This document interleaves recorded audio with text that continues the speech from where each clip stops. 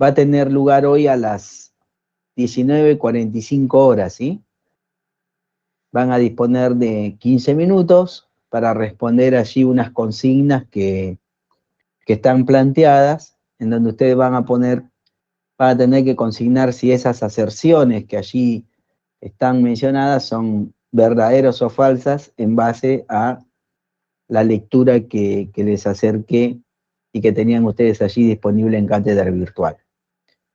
Bueno, vamos a empezar con la clase. El encuentro de la semana anterior, como les anuncié, fue suspendido debido al paro que teníamos acá los docentes de todas las universidades del país. Ustedes en su condición de estudiantes universitarios, entonces se vieron afectados por esta medida de fuerza, pero seguramente sabrán entender, ¿verdad? Y también acompañar este tipo de medidas que se toman desde la docencia universitaria. Entonces, la clase de hoy la vamos a tener de manera normal hasta las 7:30, y luego ustedes se desconectan de acá, entran a la cátedra virtual que tiene el curso, van allí al segmento control de lectura, en donde ustedes tuvieron la lectura para leer, y abajo hay un cuestionario que dice control de lectura. Entran al cuestionario a partir de las 19:45, reitero, van a disponer de 15 minutos y luego van a tener entonces la posibilidad de resolver ese cuestionario, que les va a arrojar automáticamente cuál es la calificación obtenida, ¿sí? Lean bien las consignas porque, bueno, como se trata de una forma de evaluación que tiene sus trampitas, ¿verdad? De eso se trata el control de lectura con verdadero o falso. Bueno, muy bien. Profesor, buenas tardes. ¿Qué tal? Buenas Siempre tardes. en base al texto, al derecho de las familias y personas con los vínculos. Sí, solamente en base a Bien, ese texto, obviamente. gracias. Sí, sí. Bueno, muy bien.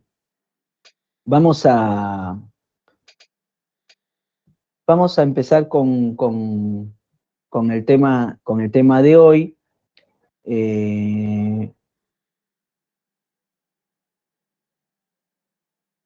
Vamos a hablar hoy sobre las obligaciones estatales en materia de derechos humanos. Ese es el tema de hoy, ¿sí? Es decir, en el encuentro pasado y en el anterior, perdón, habíamos dado una definición de lo que son los derechos humanos, luego hablamos de los caracteres. Dijimos, cuando hablamos de una definición de lo que es esta disciplina jurídica, que constituye un conjunto de derechos, ¿verdad?, que se hacen valer frente al poder del Estado. Y que el Estado, entonces, es el que tiene la obligación de respetar y de garantizar estos derechos. Entonces, el Estado, cada vez que se obliga, cada vez que se compromete en relación a este tipo de derechos, asume dos grandes obligaciones, que son las obligaciones de respetar y las obligaciones de garantizar derechos. Y esto los asume, insisto, en relación, obviamente, a todas las personas que se encuentran sometidas a su jurisdicción, todas, ¿no? Con independencia de cualquier índole. ¿Los asume en relación a personas que están en contexto de encierro? Sí, claro, naturalmente. E inclusive vamos a ver que en relación a personas privadas de la libertad, tienen obviamente una connotación o una particularidad de la que voy a hablar más adelante. Pero un Estado que se obliga, que ratifica, que adhiere a un tratado de derechos humanos en donde se reconocen derechos, asume obligaciones generales de respetar y garantizar. Esas son las dos grandes obligaciones generales que asumen los estados en materia de derechos humanos, ¿no? La de respetar derechos humanos y la de garantizar. ¿Qué implican estas obligaciones? ¿Qué implican estas obligaciones? Estas obligaciones implican lo siguiente, ¿no?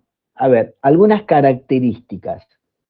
Estas obligaciones de respetar y de garantizar son obligaciones que el Estado siempre asume en materia de derechos humanos. Y son obligaciones que no las pueden ni limitar ni suspender, obviamente. Estas obligaciones de respetar y de garantizar están reconocidas jurídicamente en diversos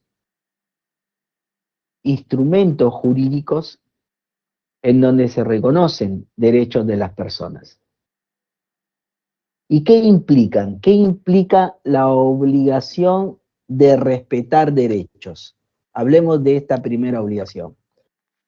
La obligación de respetar derechos, ¿no? Esta obligación de respetar derechos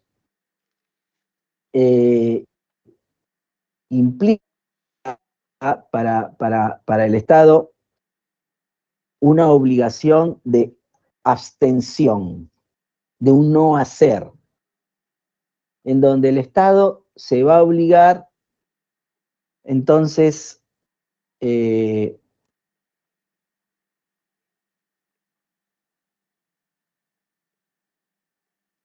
como les dije, a una abstención, en donde el Estado le va a implicar, ¿verdad?, una conducta de contención, y en ese sentido es que no solamente los estados se tienen que obligar con un no hacer, sino también se obligan a no producir impedimentos o dificultades en el acceso de las personas al ejercicio de sus derechos. Y esto es así, ¿por qué? Porque esa obligación de abstención, esa obligación de respetar de la que estoy hablando, es una obligación que tiene que ver obviamente con el ejercicio de la función pública, ya que el ejercicio de la función pública del quehacer estatal tiene unos límites, ¿verdad? Que derivan del hecho de que los derechos humanos son atributos inherentes a la dignidad humana y en consecuencia son superiores al poder del Estado. Entonces el Estado tiene la obligación de efectivamente de respetar este tipo de derechos.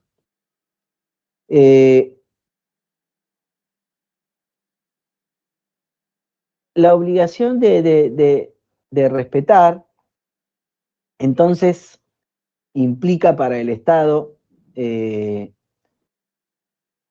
una obligación de no avanzar, una obligación de no impedir, una obligación de que efectivamente no avance sobre esferas individuales que tienen las personas.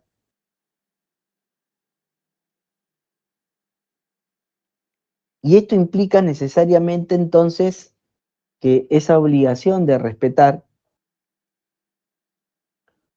comprenda necesariamente la noción de restricción del ejercicio del poder estatal, en donde el Estado se va a encontrar con un límite, una valla, que no va a poder sobrepasar. Esa obligación de respetar va a implicar, por ejemplo, en términos concretos, prácticos, la obligación, por ejemplo, en relación al derecho a la vida, de que el Estado no prive de la vida arbitrariamente a las personas, ¿no?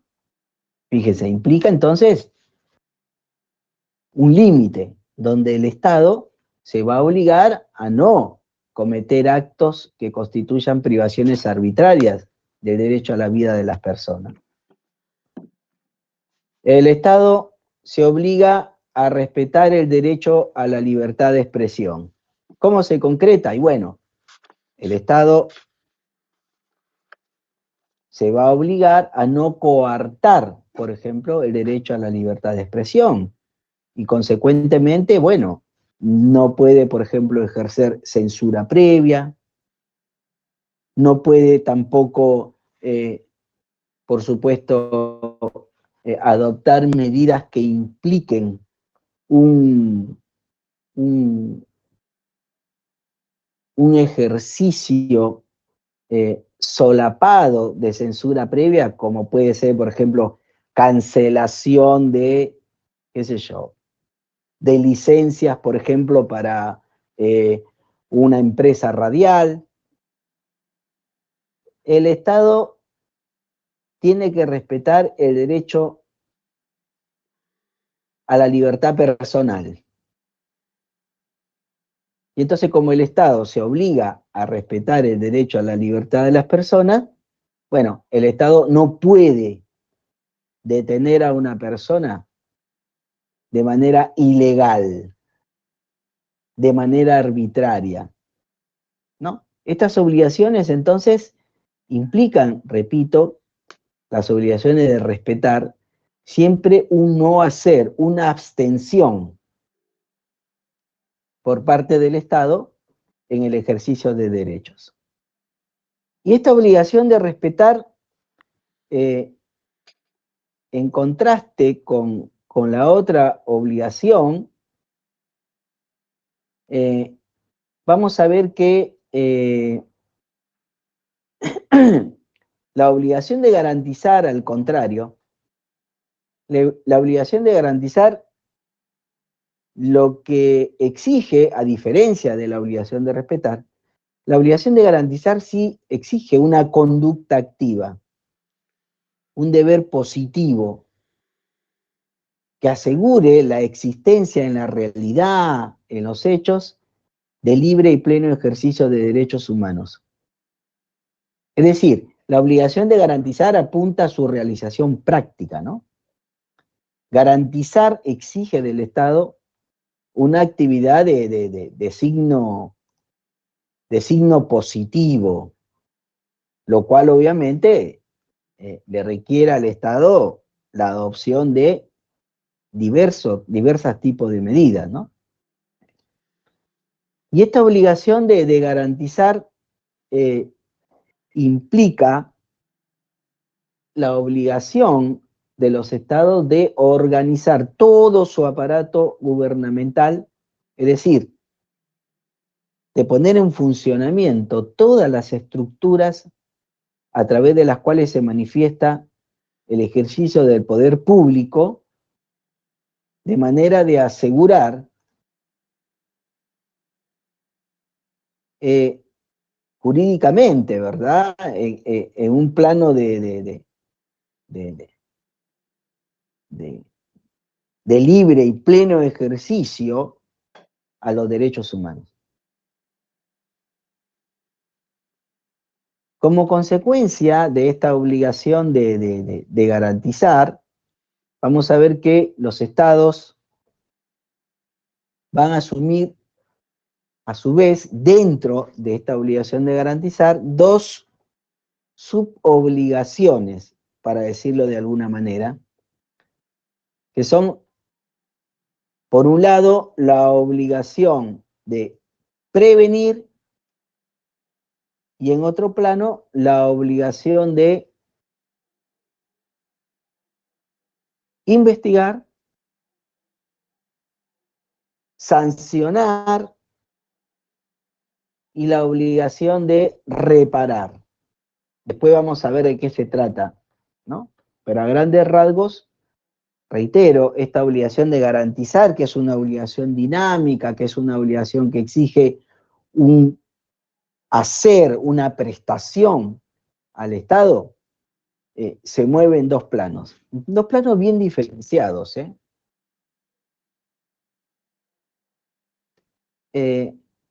Ustedes me están escuchando porque veo ahí que me parece que están teniendo dificultad para ingresar. No sé por qué. Sí, yo de acá escucho. Ah, bueno, listo. Sí, profe. Entonces se escucha, profe. Sí. bueno, entonces Sí, se escucha.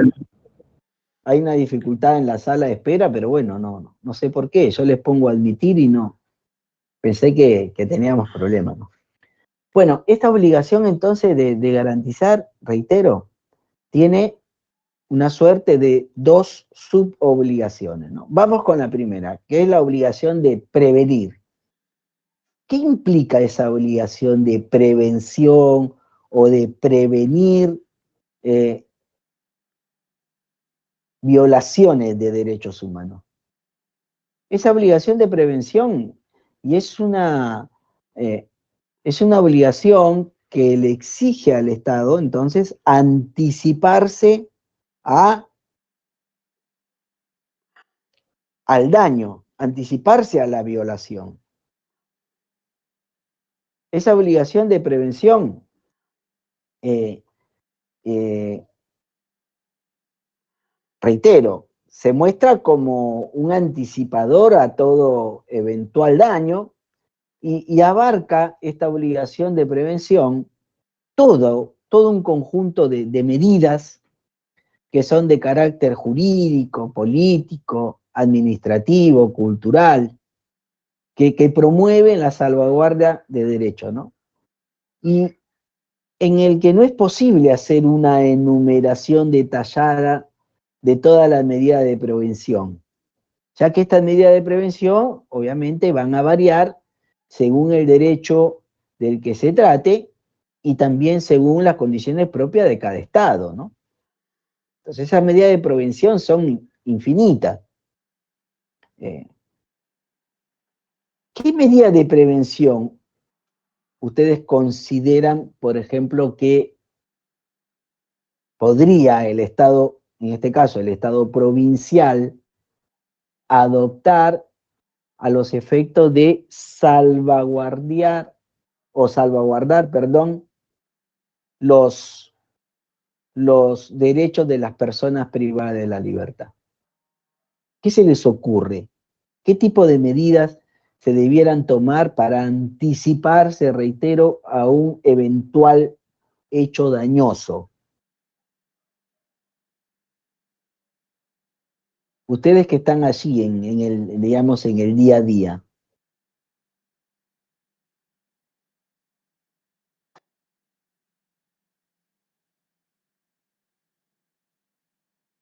¿Se les ocurre algún tipo de medida que el Estado pueda tomar? Insisto, las medidas son de distinto tipo, ¿eh? Pueden ser políticas, económicas, jurídicas. ¿Está con tu profesora? No. Estoy buscando un amigo. Hola, amorcita de Rurito. Por favor, le pido que quienes no van a tomar... Estoy acá y cosita acá. ¿Le pueden avisar a la compañera que apague su micrófono? Gracias. ¿Qué tipo de medidas consideran entonces que se podrían adoptar? Le reitero la pregunta. ¿Qué se les ocurre?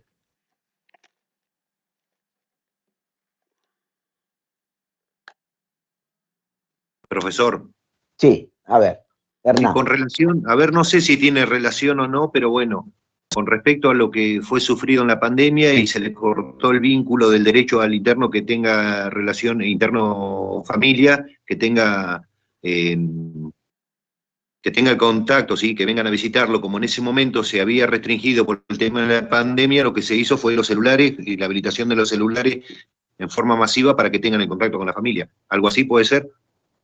Bueno, Porque estaba vulnerado ese derecho. por ejemplo, ¿no? Es una obligación de prevención. ¿Qué otra se les ocurre?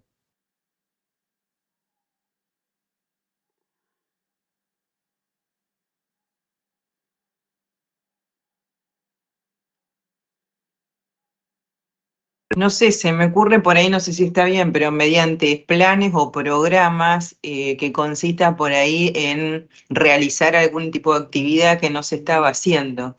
Más que nada hablo, por ejemplo, en la parte de educación, que bueno, hay muchos internos que por ahí están estudiando, pero otros que no estudian o no quieren estudiar o no es eso, y hacen diferentes tipos de talleres en la unidad, por ejemplo. Bien. O sea, se busca otra alternativa, otra opción para que puedan estar realizando alguna tarea, ¿no? Y algo Per- productivo. Perfecto.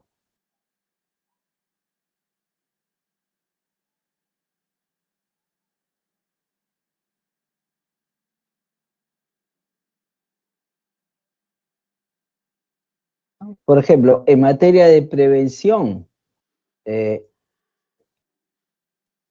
desde el punto de vista legislativo, ¿no? Desde el punto de vista legislativo, por ejemplo, que se sancionen leyes que garanticen, por ejemplo, el derecho al trabajo de las personas que trabajan intramuros en las mismas condiciones que aquellos que lo hacen extramuros.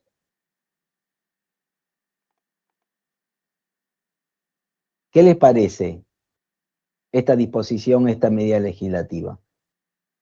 ¿Corresponde? ¿No corresponde? ¿Usted se refiere, profesora, al tema de que tengan las mismas condiciones laborables de que lo tiene una persona común afuera? Sí, efectivamente, que se les aplique el mismo régimen laboral. Que tengan la aseguradora de riesgo trabajo, que tengan sus bonificaciones, que tengan todo como tiene una persona común. Común me Efectivamente. refiero, no me malinterprete común, me No, refiero no, a una no, no, persona en el no. ámbito Una civil. persona que presta digamos, su actividad productiva, su mano de obra a cambio de una remuneración Sí. y que recibe instrucciones.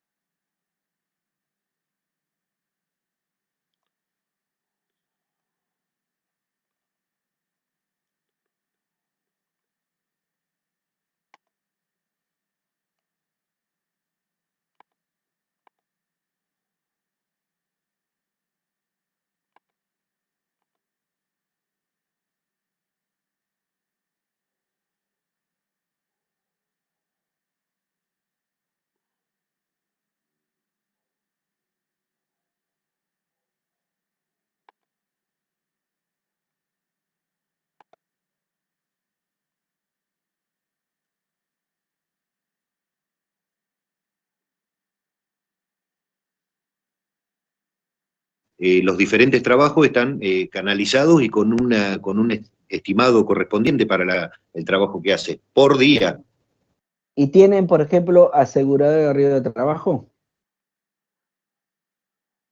No, si se llega a lastimar en el trabajo, tiene la atención sanitaria correspondiente, se lo lleva a un hospital extramuro en caso de que excedan la unidad, ¿sí? Y después, en caso de que tenga alguna lesión que le sea permanente o algo por el estilo, ahí queda en hacerle al Estado el reclamo correspondiente, ¿sí?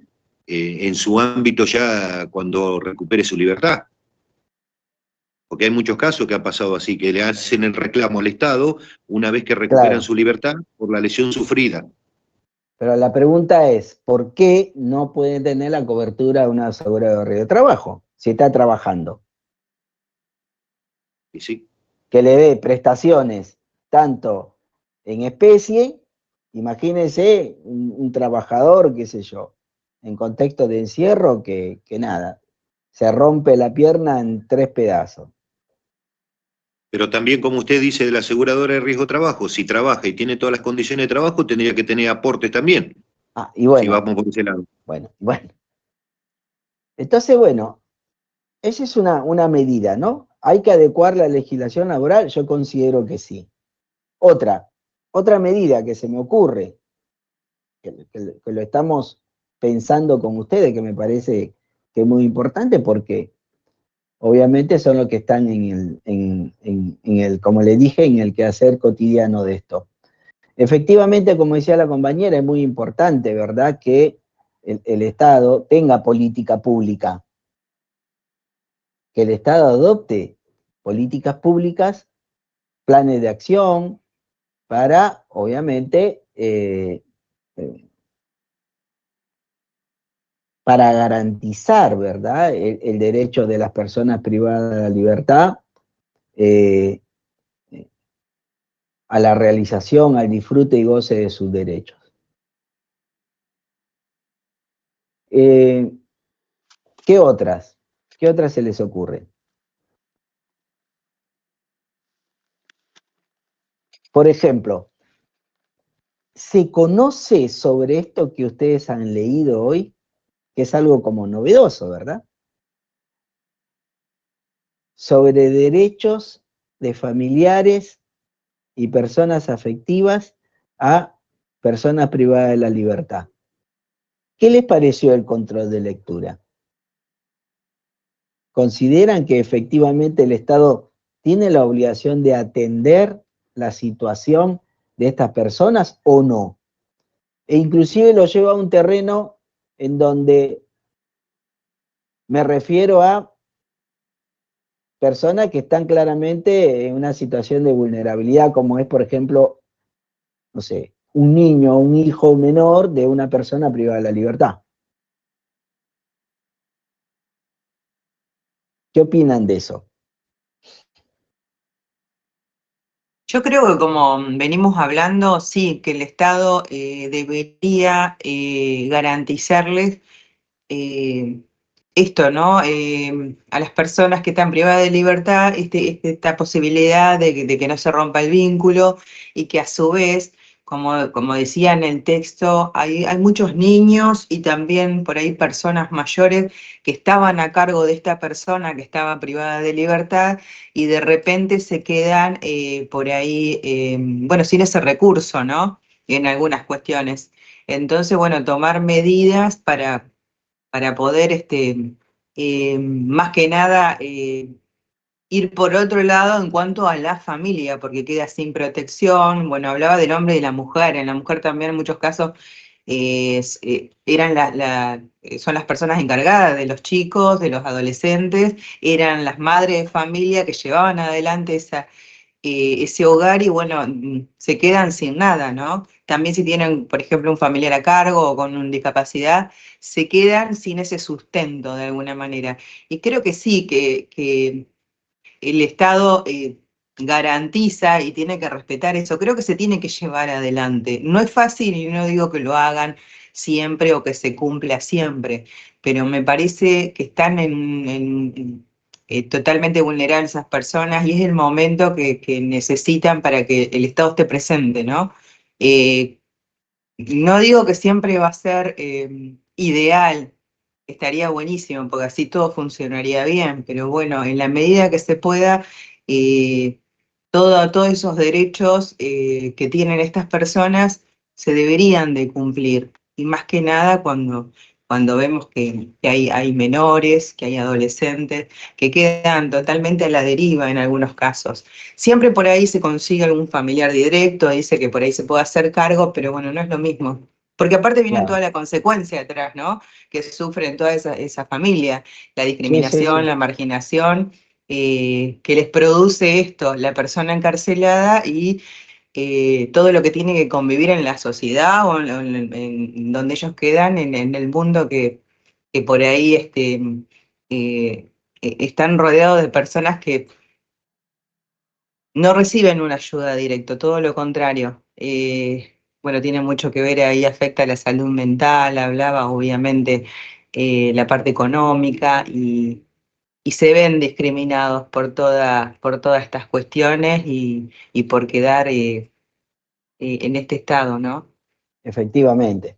Entonces, fíjense, todas estas medidas de prevención, si se quiere, por eso que yo dije hace unos minutos, que no se puede hacer un detalle, un listado de cuáles son estas medidas de prevención, porque en realidad es todo muy dinámico. Entonces, son medidas que uno puede ir efectivamente pensando, y estaría bueno también que se concreten, ¿verdad? Pero, Profesor, sí. en ese sentido, no es que voy a disentir ni nada por el estilo, pero ¿no se siente en cierto momento de que son medidas asistencialistas y que vienen corriéndolas de atrás a las cuestiones en vez de hacer las prevenciones de otro lado? ¿Sí? No sé si... No, sí, se entendió claramente. Pero a lo que yo me refiero es ya a, en concreto, ¿no? En concreto, de qué manera el Estado debiera adoptar diversas o distintos tipos de medidas para efectivamente mejorar la situación de las personas que están en contexto de encierro, pero para allá en relación a los que están en contexto de encierro. Obviamente que si uno habla también de otro tipo de medidas para mejorar la seguridad, como creo que a donde apunta, sí, obviamente, es decir, Sí. de eso no se trabaja nada, es decir, cuando se habla de la seguridad ciudadana no implica solamente más efectivos policiales en la calle, no significa, Sí, como tampoco hacer más cárceles, porque cada- claro, no significa lisa y llanamente solamente mano dura, represión, tolerancia cero, no, o sea, la seguridad ciudadana, al menos lo que han dicho los órganos internacionales de protección, si uno quiere efectivamente abordar lo que es la seguridad ciudadana, hay al menos 3 cosas que el Estado debiera hacer y que no hace, ¿no? Primero, hay que profesionalizar a las fuerzas de seguridad. Y profesionalizar a las fuerzas de seguridad implica atender también las necesidades de la propia fuerza de seguridad. Básicamente, por ejemplo, salario digno, condiciones de trabajo que sean dignas. A ver, los que trabajan en las fuerzas policiales, las condiciones de trabajo que tienen son paupérrimas, para empezar, ¿no? Es decir, ¿qué quiero decir con esto? Hace más de 100 años que se logró la conquista de las 8 horas de trabajo. Y algo de eso les pasa a ustedes también, ¿no? Al menos en la provincia de Buenos Aires, es una burla, la verdad, que las personas que trabajan en fuerzas de seguridad lo hagan por más de 8 horas. A algunos efectivos policiales se los recarga y se los deja 16 y hasta 24 horas por hacer adicionales. Entonces, ya empezamos mal, ¿no? Tenemos a gente en la calle encargada de hacer cumplir la ley, a la cual el Estado le da la tenencia legal de un arma que está muchas veces sin dormir. Las condiciones en las que trabajan, en los patrulleros, por ejemplo, lo que hacen el recorrido de las calles. Ustedes saben que los patrulleros, como tienen el asiento de atrás una jaula, entonces los asientos no se pueden correr. Entonces, las personas que manejan los patrulleros tienen, obviamente, afectaciones en su aparato lumbar, porque están en una posición ergonómica que no es la aconsejable. Si hay una persona que salta, tiene que tirar el asiento para atrás, ellos no pueden, entonces están siempre encogidos. ¿Tienen un tiempo estimado mínimo para pararse a comer sentado algo saludable? No, sabemos que vienen comiendo pancho, galletitas, facturas, ahí parado. El Estado le provee, por ejemplo, de chalecos antibalas a las mujeres que tengan forma ergonómica. No, les aplasta la mama, les duele. Entonces, si uno empieza a enumerar así, uno se da cuenta que tenemos fuerzas de seguridad que no están profesionalizadas. Entonces, ahí hay un problema.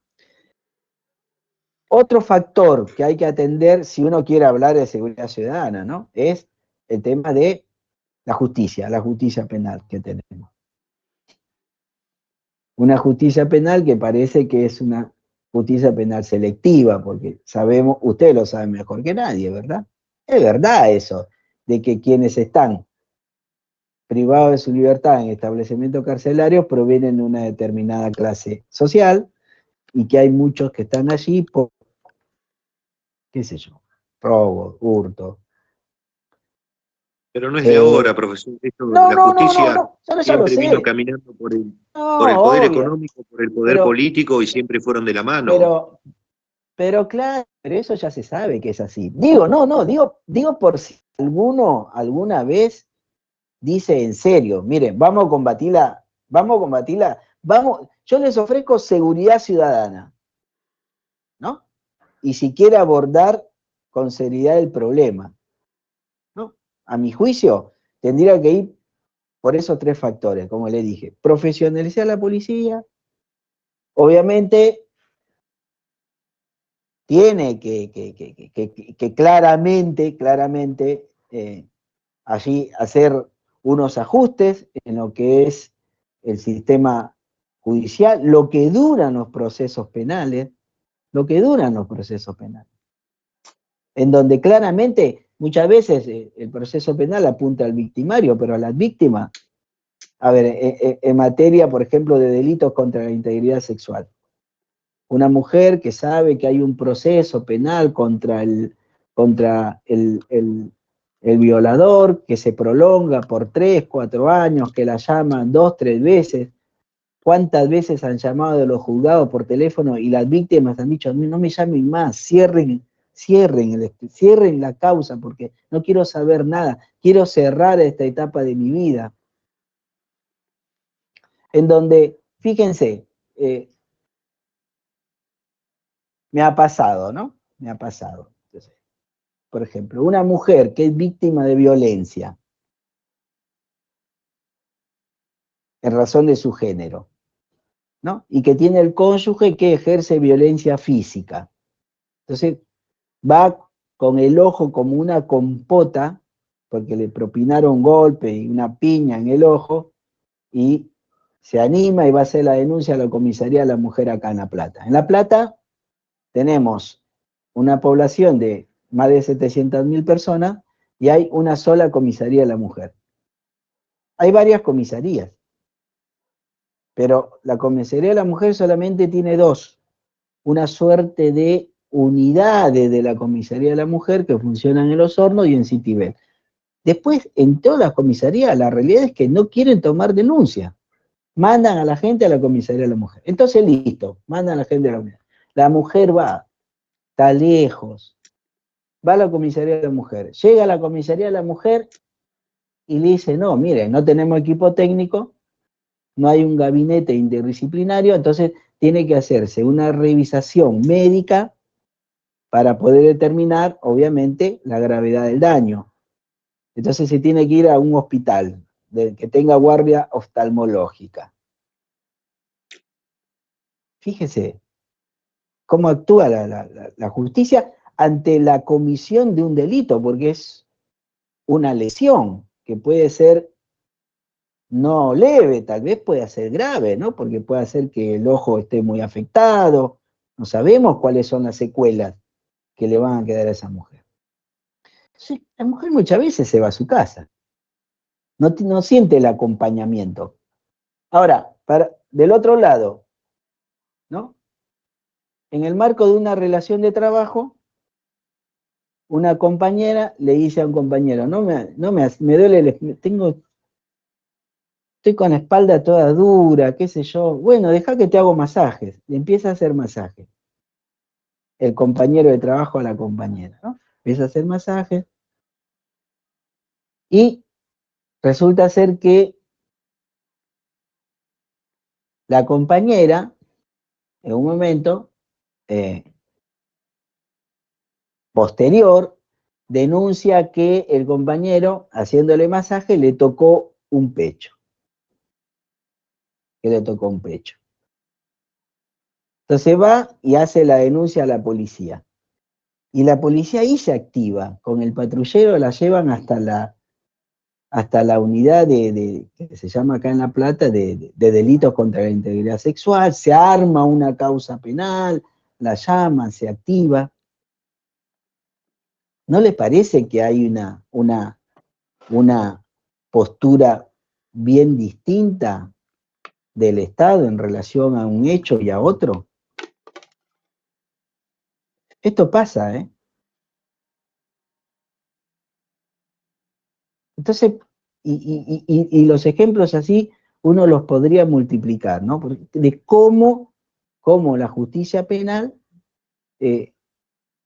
nada, tiene fallas enormes, fallas enormes.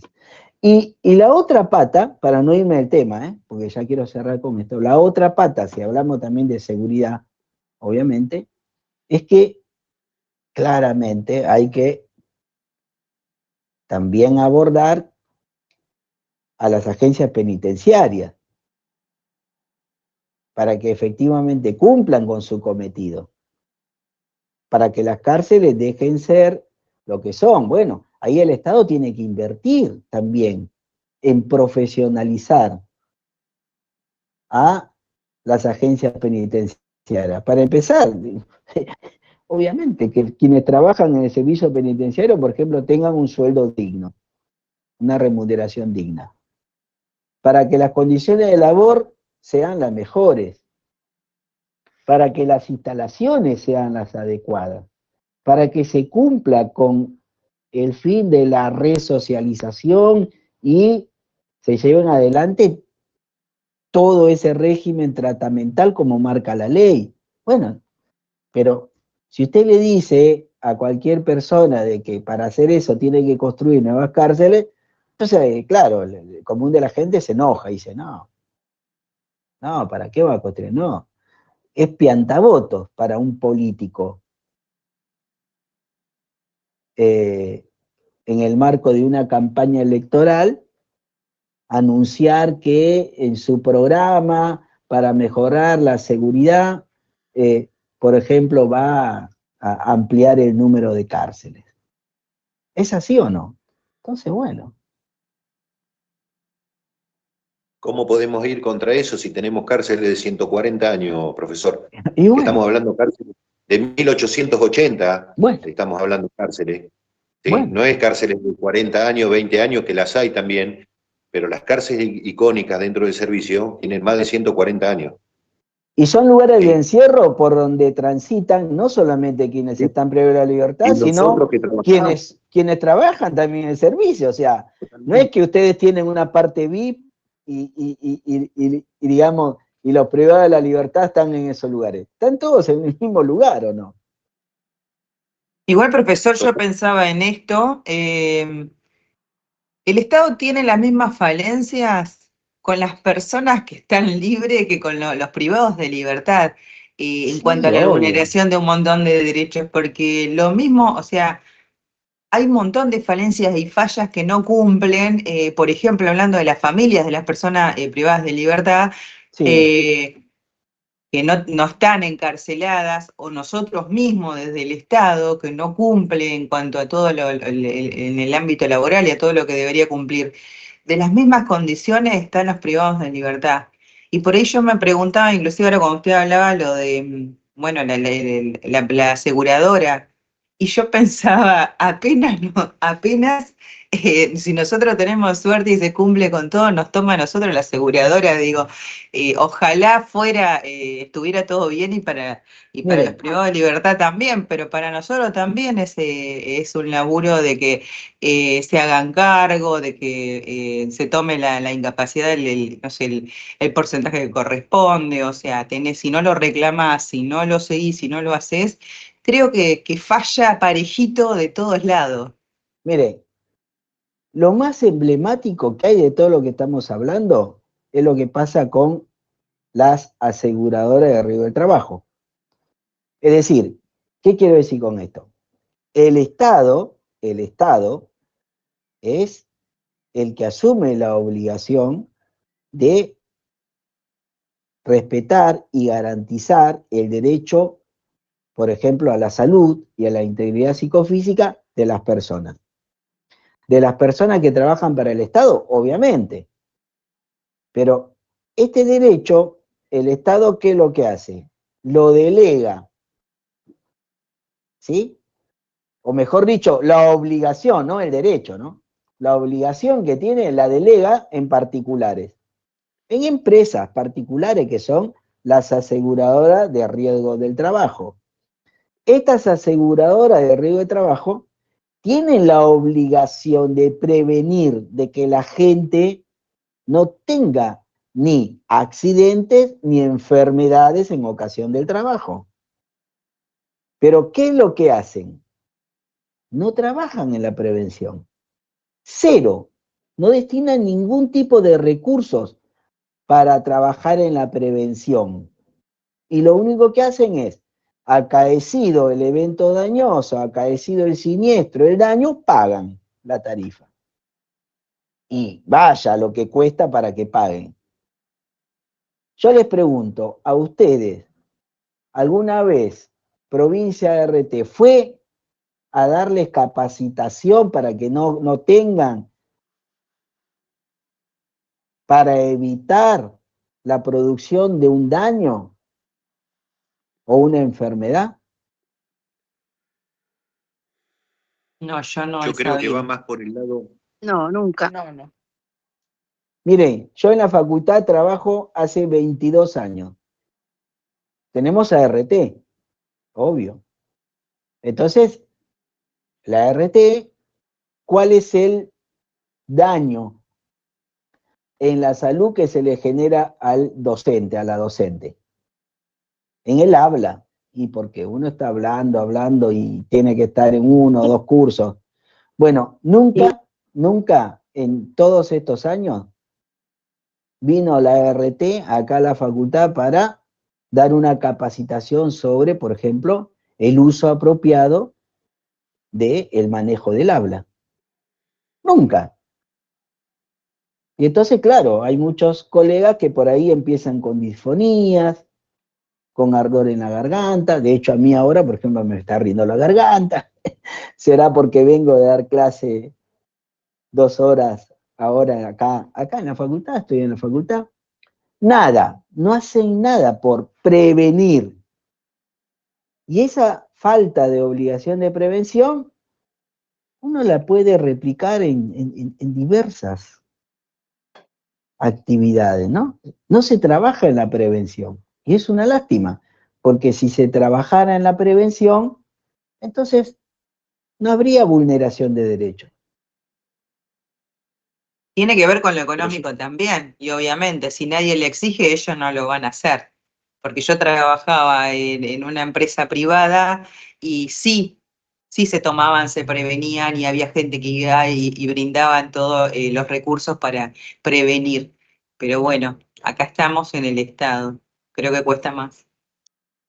Cuesta más. Tampoco Entonces, nosotros los exigimos, ¿eh? Porque bueno, si claro.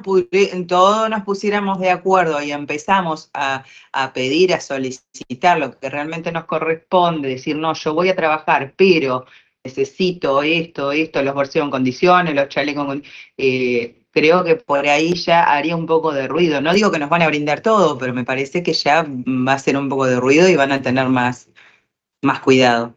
¿Cuáles son las afectaciones más comunes que tiene el personal del servicio penitenciario como consecuencia del trabajo? El daño psicológico. Ahí está. El daño psicológico. ¿No? Sí, Fíjense. enfermedades contraídas también, porque la tuberculosis, hay un montón de compañeros que han tenido enfermedades como tuberculosis, ¿sí?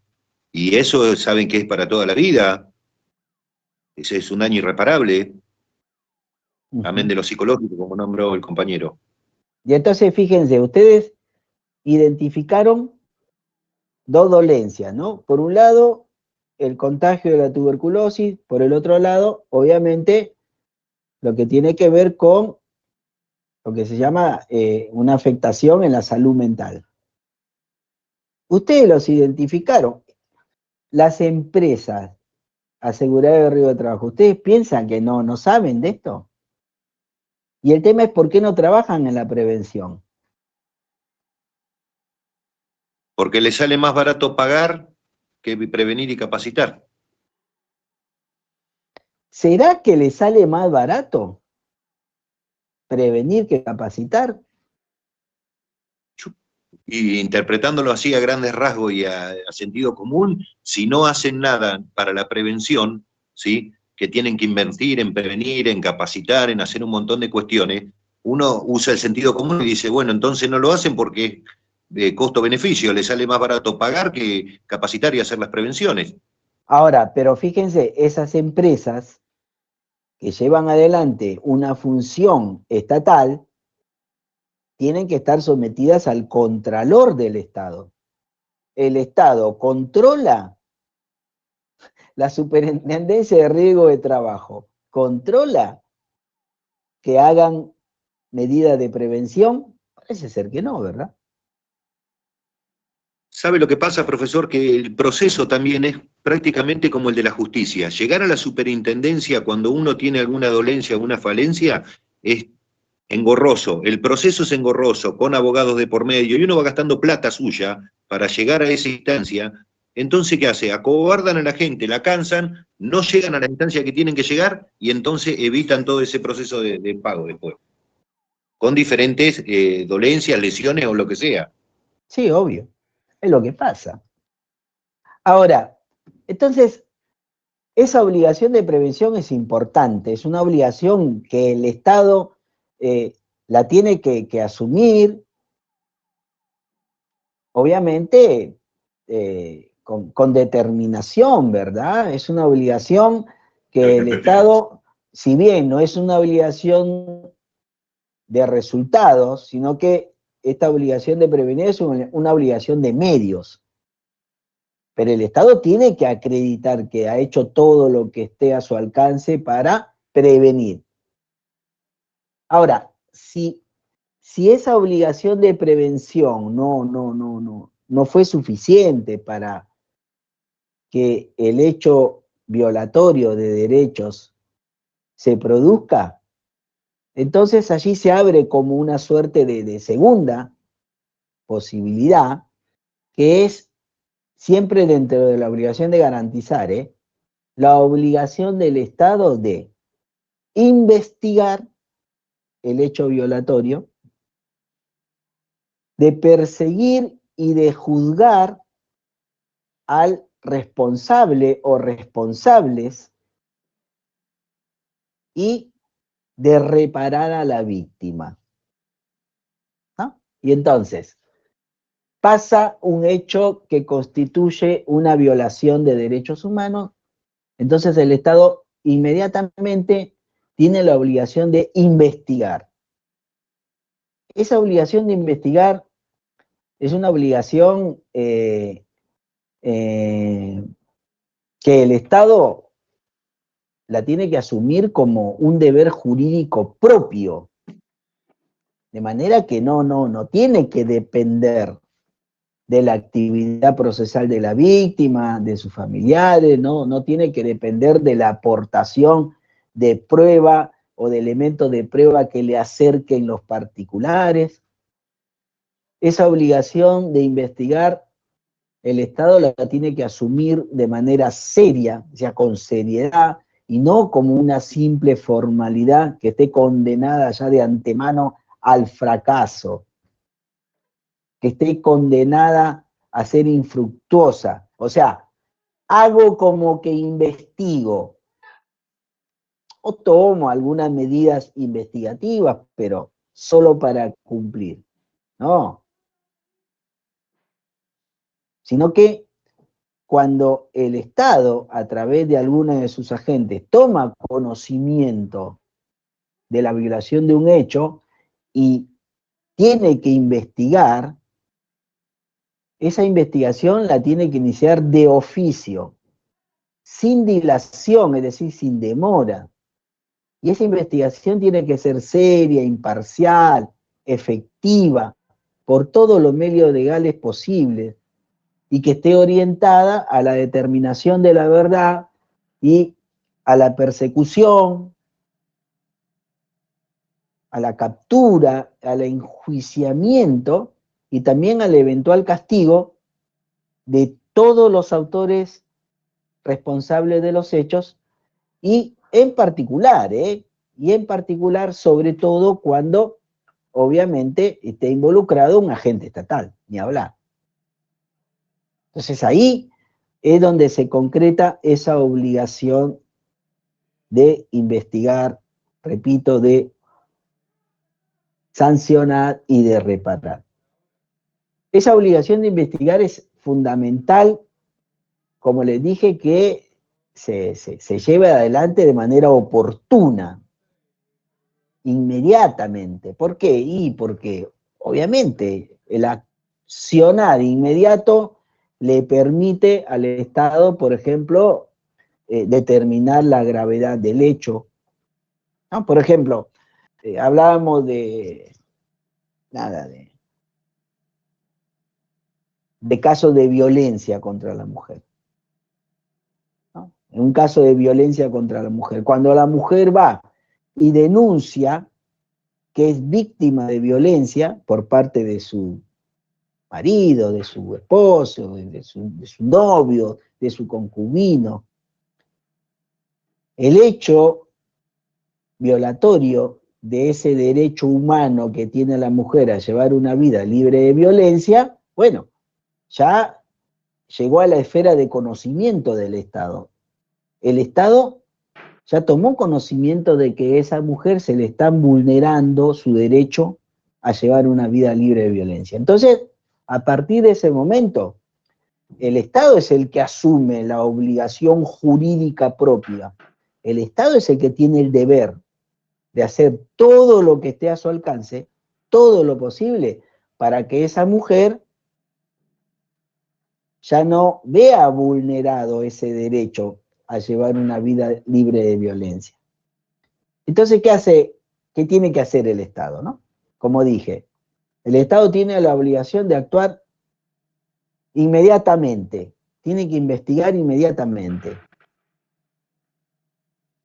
Y entonces tendrá que determinar, por ejemplo, cuál es la gravedad de la lesión para, con eso, después, obviamente, poder hacerle un reproche al violento, ¿no? Si se trata de una lesión leve, grave, gravísima. Eso es fundamental porque, reitero, en función de la gravedad del hecho, también le va a corresponder una determinada sanción penal.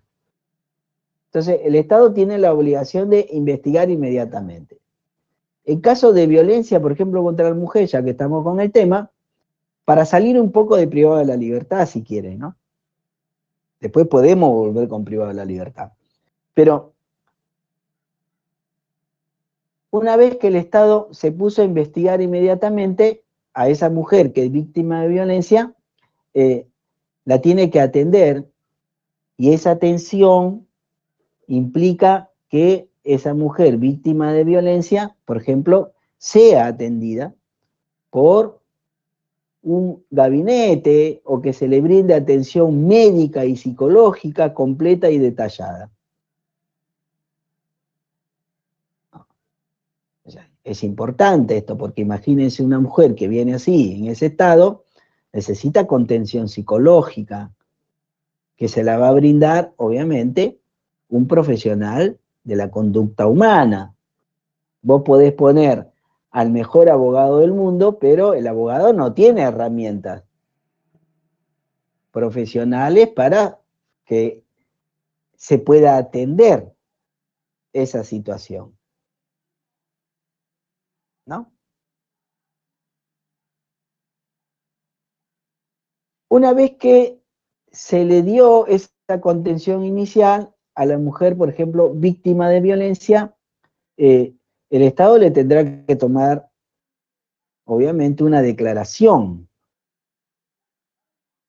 Esa declaración que le toma también tiene que ser tomada por profesionales de la salud, que le hagan, por ejemplo, a la mujer preguntas facilitadoras, que le permitan a la mujer tener una cierta contención,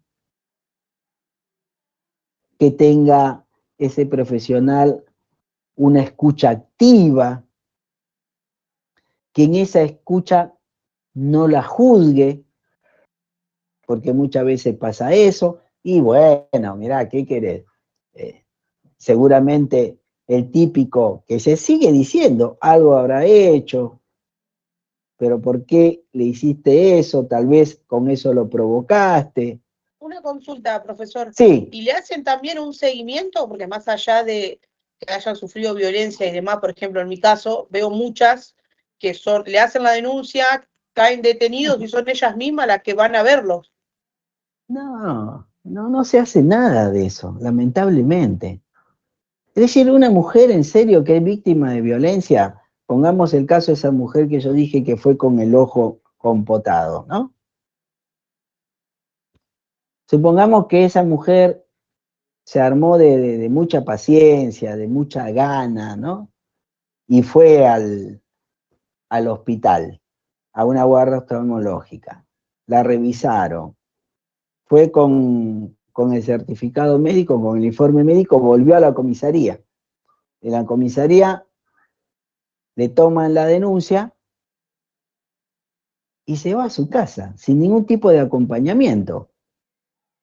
Lo único que hace el Estado es, en relación al victimario, adoptar una medida, ¿no? Una prohibición de acercamiento, la perimetral, una orden de, en donde se le impide, por ejemplo, molestia, ¿no? De prohibición de acercamiento a determinados metros, la exclusión del hogar, pero después el Estado no la acompaña a esa mujer, no, o sea, supongamos que le pregunte, ¿usted trabaja?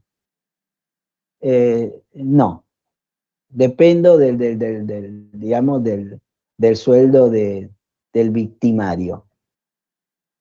No hay ningún programa para decirle, bueno, mire, vamos a ordenar, obviamente, la expulsión del hogar conyugal del victimario, pero y el tema y la pregunta de las mujeres, y bueno, ¿quién me da algo para comer? A mí y a mis hijos. Es complejo. Es complejo, ¿eh? Entonces, Y quizás prefieren seguir viviendo así en violencia y demás porque no tienen otra opción. no tienen otra opción, claramente. De Claramente. hecho, nosotros, profesor, yo trabajo en el área de asistencia sociolaboral para los compañeros, para el personal penitenciario, y bueno, abordamos todo el caso de violencia de género, masculinidad y perspectivas, y bueno, con la Dirección de Recursos Humanos y el departamento hay un protocolo a seguir frente a alguna situación con alguna compañera. Activamos todos los dispositivos que tenemos desde nuestro lugar, hay un seguimiento, un acompañamiento, pero después hay un límite, como dice usted, porque nosotros hacemos todo lo que tenemos a nuestro alcance, le damos herramientas, tenemos un equipo interdisciplinario que puede abordar también a esta persona, pero hecha la denuncia, después, bueno, ya corre por otra vía, ¿no? Que queda a la deriva. Nosotros seguimos telefónicamente acompañándola a domicilio, pero la realidad es que no, bueno, nos ha pasado con un par de casos que después la víctima queda sola, por llamarlo de alguna manera, ¿no?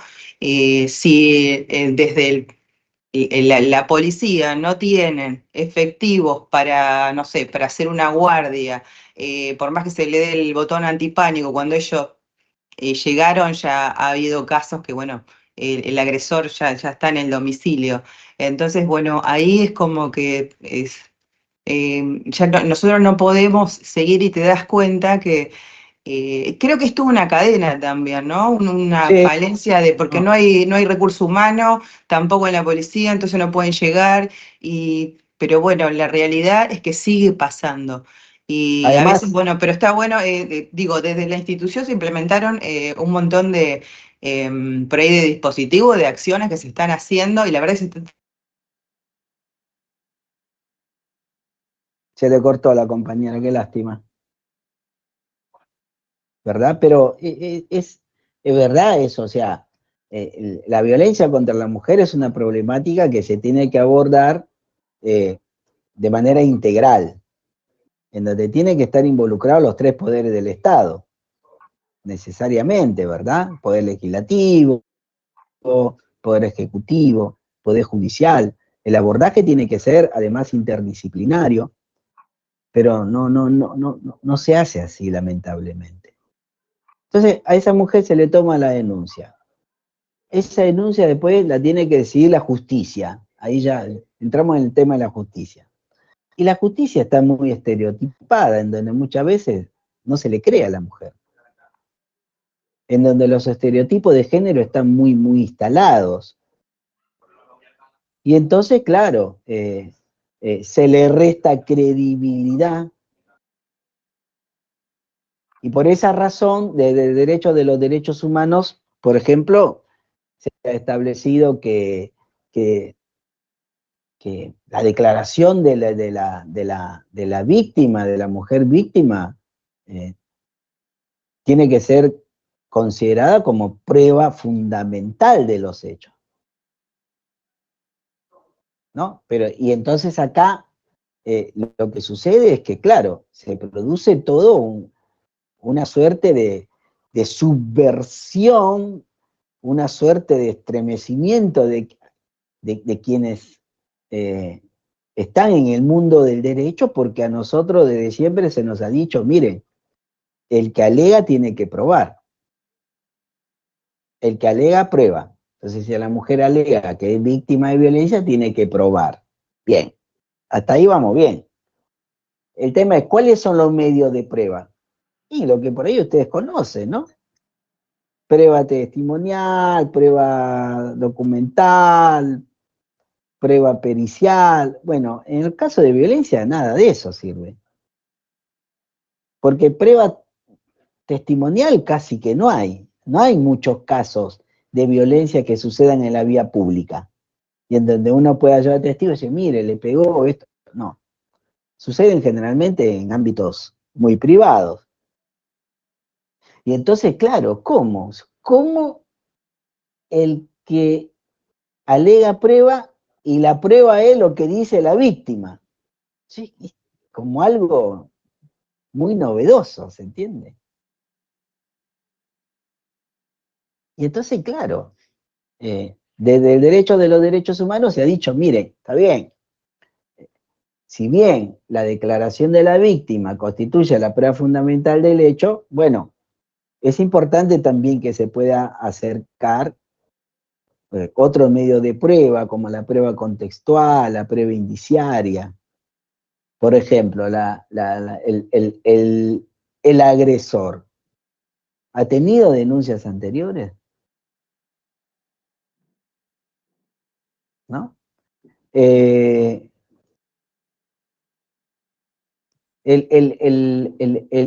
agresor, por ejemplo, ¿no? ¿Cuál es su comportamiento, por ejemplo, en el ámbito laboral? Entonces, es importante todo eso, ¿no? A los efectos de, digamos, siempre estamos en la etapa de la investigación, ¿no? Listo. Se investiga, el Estado investiga. Y el Estado, como investigó, persiguió, sanciona, somete al violento a la justicia. Ya está en la justicia penal, le impone una sanción. Supongamos que llegue a juicio y se le impone una sanción. Se le castiga, se le encierra. A ese violento desde el servicio penitenciario se le da un tratamiento, un régimen tratamental distinto al que, qué sé yo, roba auto, se robó una gallina o asaltó un banco, o se le da el mismo tratamiento.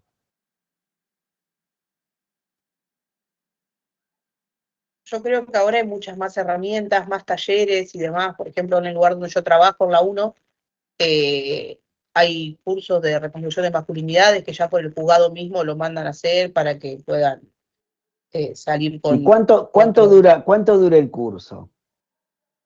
Hay diferentes, son 6 clases, 7 clases, que yo creo que no ayudaría a cambiar demasiado, pero tratan de darle una ayuda para... Pero hay un diseño así, digamos, de un tratamiento que aborde, porque fíjense, cuando se trata de algún tipo digamos, de violencia contra la mujer que no implique pena privativa de la libertad, es más complejo, ¿no? Porque, digamos, fuera de muros, en el exterior, a veces va, no va, es más difícil controlar. Pero cuando está intramuros, ¿por qué el Estado no diseña un régimen tratamental específico para que esa persona, al egreso, no reproduzca, obviamente, conductas que tiene? Porque con los violentos pasa mucho eso, ¿eh? Es decir, ya está, supongamos que se separan, se va a vivir a otra ciudad, pero en esa otra ciudad continúa repitiendo ese tipo de comportamiento. Entonces, es un nunca acabar. Ahora, del servicio penitenciario tampoco es que se diseñan políticas, programas, regímenes tratamentales que estén, digamos, dirigidos exclusivamente a quienes están allí cumpliendo pena privativa de la libertad por violencia de género. Y después... Perdón, pero sí. me escucha. Con respecto a esto, no sé qué hablaron antes, pero respecto a esto, justo ayer lo hablábamos, los chicos que están en unidades que trabajan en asistencia y tratamiento que quizás están más empapados del tema, pero hay oficios obligatorios ahora para las personas privadas de libertad que están con este tipo de condena, ¿no? No les da la posibilidad de un sí o un no, lo tienen que realizar. Hay programas que sé que están destinados especialmente para ellos. Bueno, no bueno. escribiera que existen, pero sí sé que llegan oficios, que justo lo estamos hablando, y se están haciendo capacitaciones. No sé bien, en qué se centra específicamente, pero sé que hay.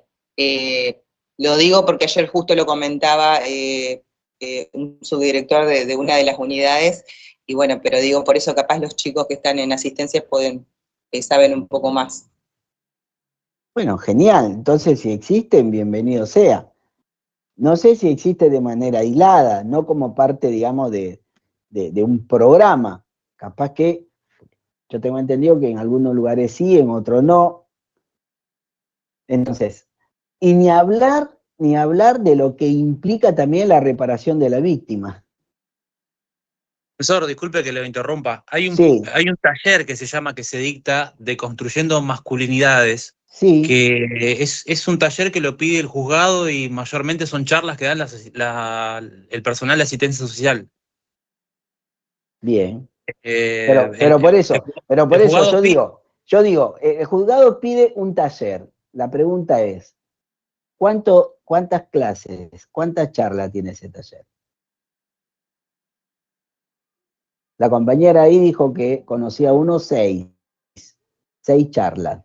y sinceramente, profesor, no sabría decir la cantidad exacta. Sé que Por eso, el interno se puede negar también a participar del taller. claro, por Mayormente eso, los que están privados de la libertad pero por algún delito por la integridad de las mujeres, se oficia y bueno, se le dice si quiere participar o no del taller. ahora yo digo, ya que lo tenemos encerrado, y ya que a quienes están encerrados por otros delitos, obligatoriamente tienen que tener un régimen tratamental, ¿por qué lo que yo estoy señalando es, ¿por qué no se diseña un régimen tratamental distinto, que dure todo su tránsito por el lugar de encierro? ¿Se entiende o no? ¿Por qué no hay? ¿Usted quiere saber, profesor, por qué no hay? Por el hacinamiento, por la cantidad de presos que hay abarrotado en todas las cárceles, Claro, porque sí, no se puede hacer.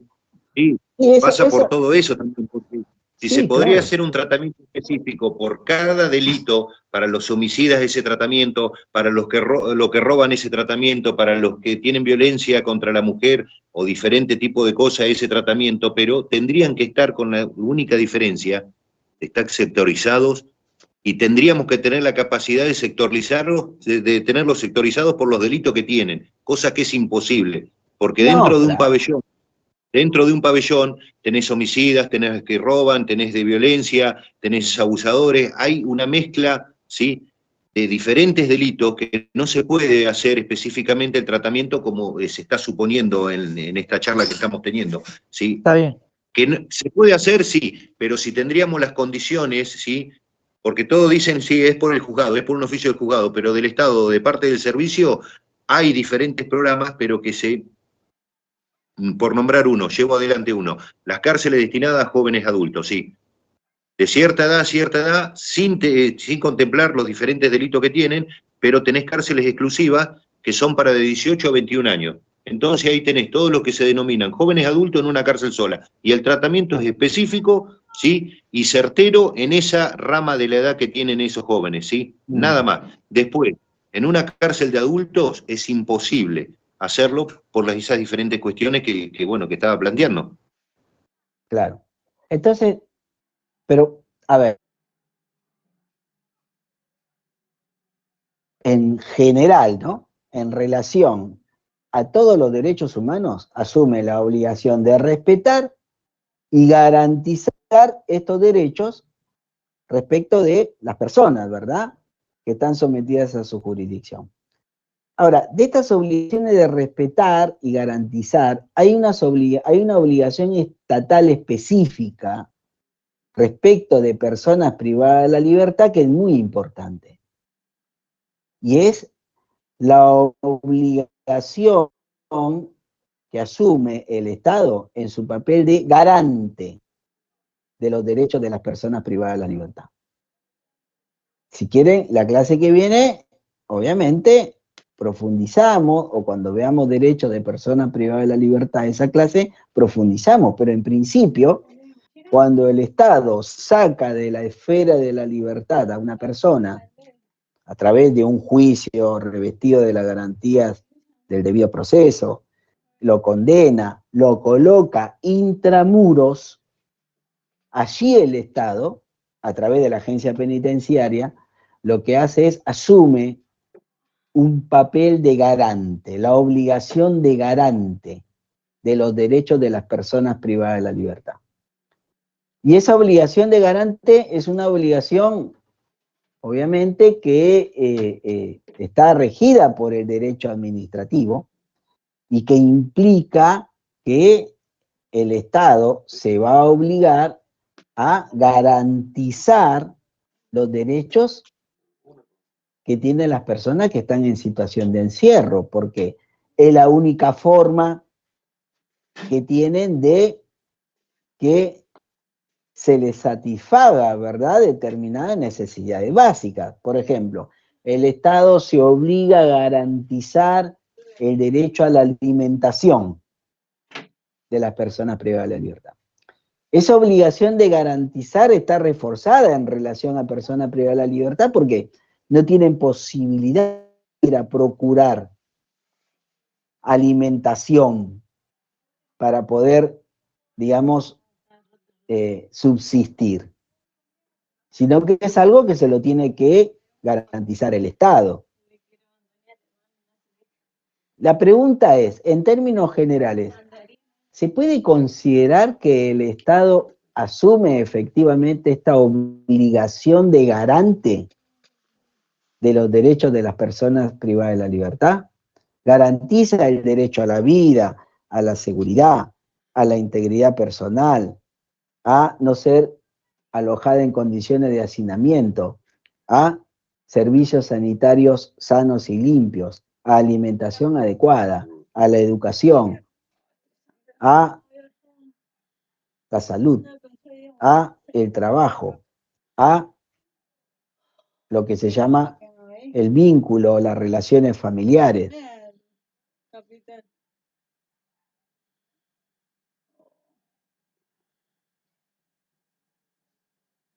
¿consideran que efectivamente el Estado honra esta obligación de garante? ¿O hay muchas cosas todavía por hacer?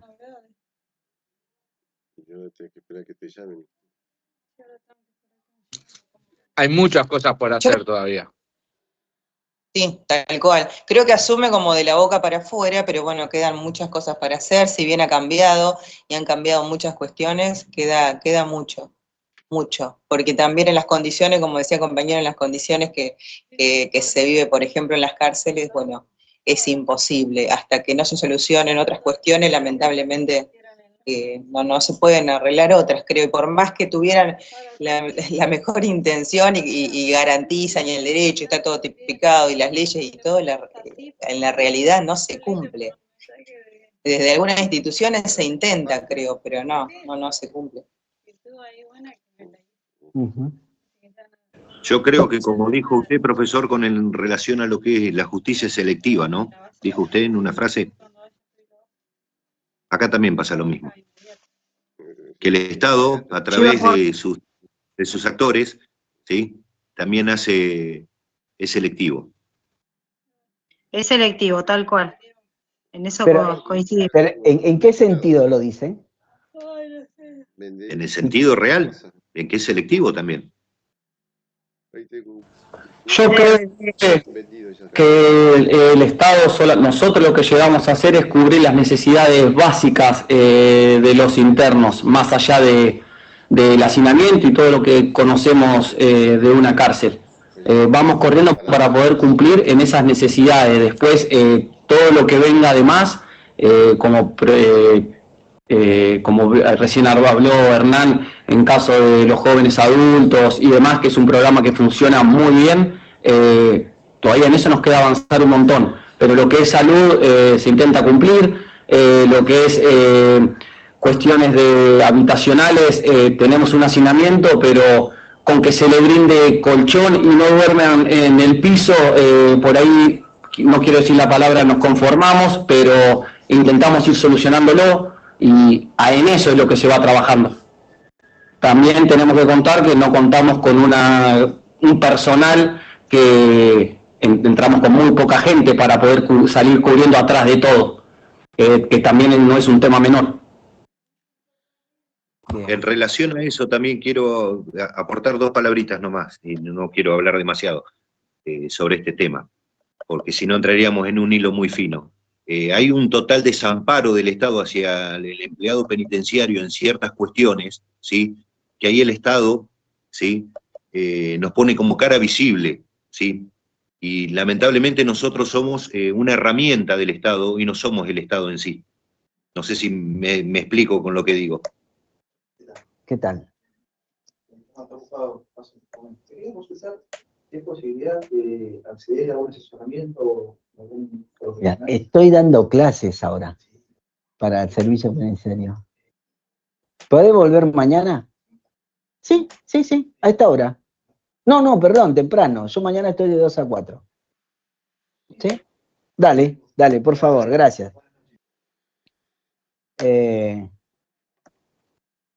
Perdón, justo vinieron acá y estoy acá en la facultad y entraron a la oficina. Entonces, me decías, Hernán, ¿quién está hablando? Que no quería ahondar mucho tampoco, ¿sí? No sé si voy a ser repetitivo con lo que dije, que en un tema tan delicado y tan fino, ¿sí?